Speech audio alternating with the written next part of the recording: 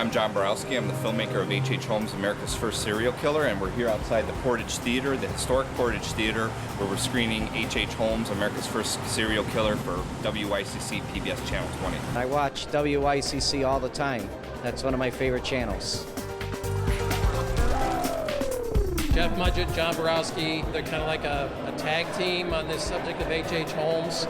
I mean, who's a better authority than the guy who put together this documentary, H.H. Holmes, and the great-great-grandson of H.H. Holmes? Hi, everybody. I'm Jeff Mudgett, the author of Bloodstains. When I was about 40 years old, my grandfather came clean, basically, with a family secret that we were the direct descendants of perhaps the most evil man that ever lived. It's basically the story of Dr. H.H. Holmes, a true story, a very macabre story of what happened right here in Chicago. What brought me here was the old history of Chicago, also the history of Mr. Holmes. My name is Greg King. I'm a producer at WYCC PBS Chicago. Welcome to WYCC Night at the Movies. Stick around after the movie. You're going to have the filmmaker up here and the great-great-grandson of H.H. Holmes right here too to answer a few questions. Here we go with H.H. Holmes, America's first serial killer. H.H. Holmes was a contemporary monster.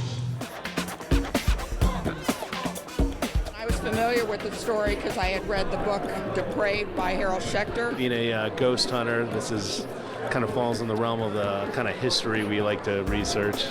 I've always been a fan of true crime and Chicago history, so it makes me want to learn more about H.H. Holmes and the whole case. There was a lot of stuff that was answered that was not in the books that I've read previously. Contemporary society, if it not for that book or documentaries like this, would have ever known about it. Having these two guys here in concert is a really good thing. Did anyone ever go through the logs of his assignment for people who rented and then people who disappeared?